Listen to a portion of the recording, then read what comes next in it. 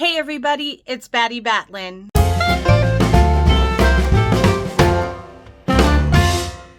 Happy Tuesday. I thought I would spice things up this week and change everything that we do regularly on Tuesday, which is normal tacos and talk.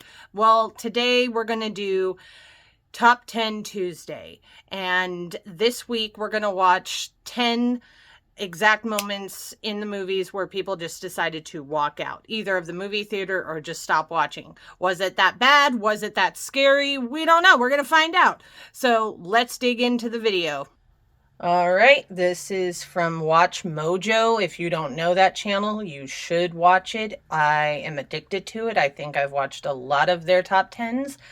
Or top 30s, they go above and beyond. But today, it's Top 10 Tuesday. So we're going to watch the top 10 exact moments that caused people to walk out. Let's go. How do you go about getting an exorcism?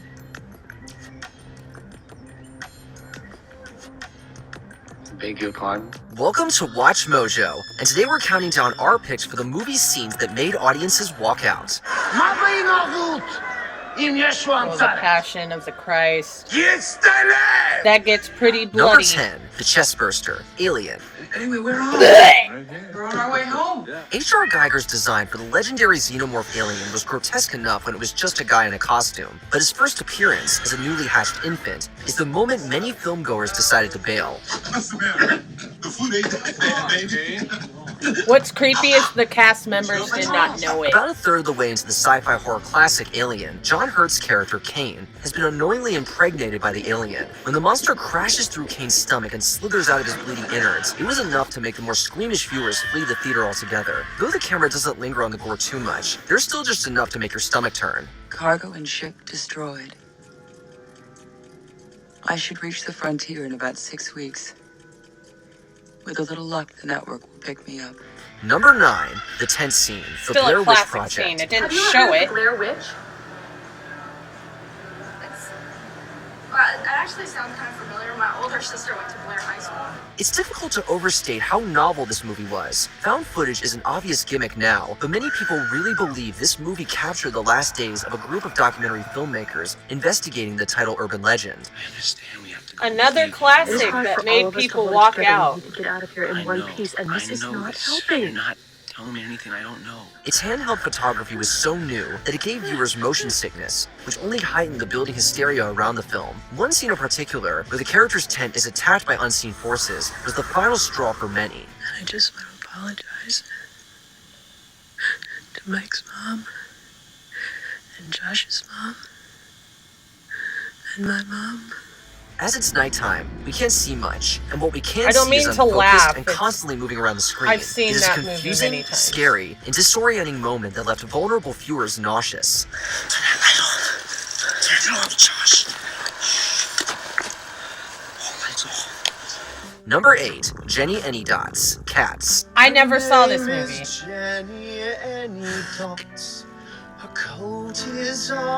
Oh, Hollywood. Even fans of the original Broadway show were intensely skeptical of the 2019 film adaptation. There's no way a movie could live up to the spectacle and tomfoolery of the show. This early number, led by Rebel Wilson, confirmed those fears. I am deeply concerned with the ways of the mice.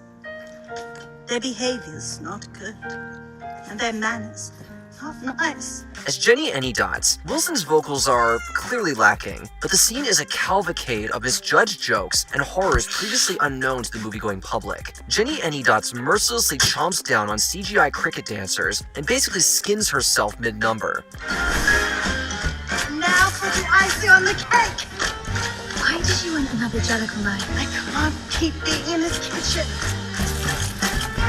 Don't get Cats cocky. the musical is Went in knowing very genuinely little one of about the Cats best and things in expected a lighthearted Broadway. musical comedy. It was And a I bridge don't too think far. this was Number a good 7, Home adaptation Invasion, for it. A Clockwork Orange. A nice, warm, vibrating feeling all through your Oh, body. another classic. Soon it was trees and The, dark, my brothers.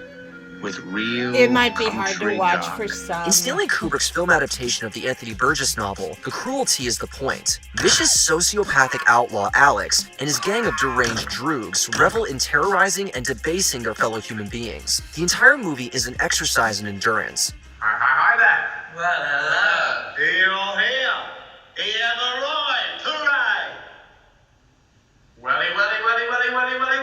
How much cruelty can you watch? Early in the film, Alex and his droogs break into a writer's home, beat him within an inch of his life, and assault his wife while Alex cheerfully crows out the lyrics to Singin' in the Rain.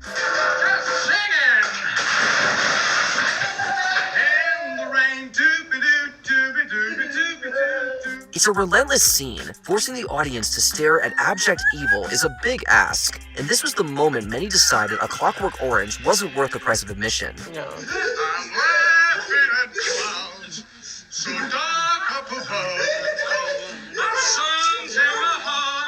Number 6, Allie's Death, Terrifier 2. Now, for a guy who doesn't speak, he sure makes a lot of noise. Clown warning. With anyone that wants a clown warning, I will put a skip number on this. Art the Clown is easily one of the most evil horror villains of the last several years. The Terrifier series by Damien Leone is all about making his audience squirm in complete disgust. Nothing about the way he dispatches his victims is easy, efficient, or merciful. Please stop, please! Hey, when you quit causing trouble? The scene where he brutally murders Allie is several unflinching minutes of extended violence. But that's not even the cruelest part. It's when Art begins pouring salt and bleach over her disfigured body that really separated the viewers who were buying what this movie was selling, and those who couldn't handle it. Sir. It's like the world You're gonna that put that in just your mouth, you lets gotta pay the for it. serial killers Number be 5, The serial Crucifixion, killers. The Passion of the Christ. Yeshua didn't die. Mel Gibson's epic film version of the life and death of Jesus Christ was truly a spiritual experience for Christians and non-Christians alike. Where previous films made the crucifixion a theatrical but relatively bloodless affair, Gibson's camera lingers on Christ's wounds and suffering. Gubernator. Yes, Chab? Lahen lehewet.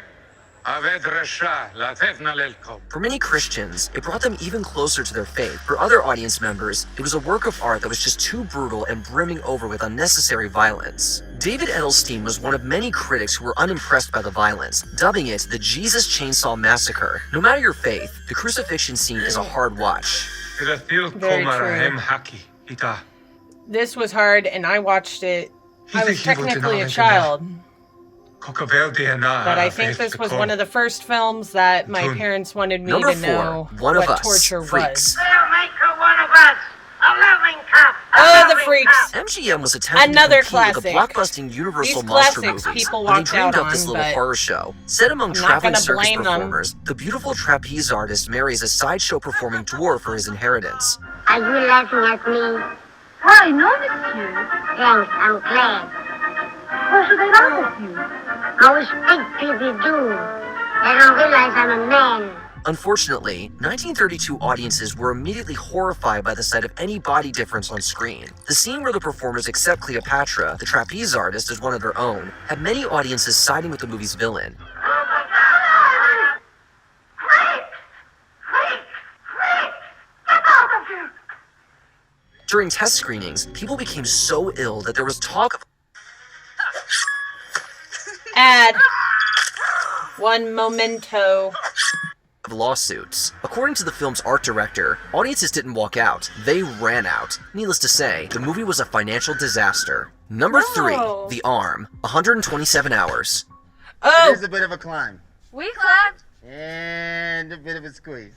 We squeezed. James Franco plays Aaron Ralston, the real-life rock climber who spent 5 days trapped by a large boulder. I can't believe the movie an about actual Ralston's person did real this, brush but with death and his desperate escape spares none of the gory details. And this morning, I feel like I would. on the boulder, we have a very special guest, self-proclaimed American superhero, Aaron Ralston! For 5 minutes, we're forced to watch every move he makes as he endeavors to amputate his own arm to free himself off the boulder. Director Danny Boyle makes sure we get several close-ups of his incisions and the blood and meat of his exposed arm. The stinging of the musical score as he severs tendons and nerves is almost too much to take. There were several reports of audience members fainting and vomiting during it. Those who were lucky enough to keep their wits simply walked out. You have a phone? Yes, but no signal. You should stop and rest. I gotta keep going. Number 2, The Ear, Reservoir Dogs. Guess what? I think I'm parked in the red zone. Quentin Tarantino would show us a lot of blood and violence throughout his career, but no one knew what to expect from Reservoir Dogs, his first feature. In the most disturbing scene, Michael Madsen's sociopathic bank robber taunts a captive policeman with a song and dance before severing his ear with a straight razor. Clowns to the left of me, jokers to the right, here I am, stuck in the middle. Unlike the director's later work, the violence is played mostly off-screen. That is until Madsen brings the severed ear into the frame and talks into it. You know, because he's a funny guy. Are you gonna bark all day, little doggy? Or are you gonna bite? Early film festival screenings saw several walkouts during the scene. Tarantino, of course, took this as a compliment. Before we continue, be sure to subscribe to our channel and ring the bell to get notified about our latest videos. For you have the option to be notified for occasional videos or all of them. Sure if you're on your phone, make sure you go into your settings and switch on notifications. He shoots someone in the back of the car. Number 1, splattered Headspin, everywhere. The Exorcist. How old are you? That's number 1. Of course it Is there is. someone inside you? This was one of the very first depictions Few movies of have inspired as demon much possession. publicity about its audience's experiences as 1973's blockbuster horror classic, The Exorcist. Noted for its unrelenting scares and convincing special And that it effects, happened the to movie a caused scores of child audiences on to top become of so everything. scared and so sick they had to leave the theater, and the ones who stayed were stunned by Is what it the they spider saw. walk scene? It's gonna be. Oh, no. It's this one.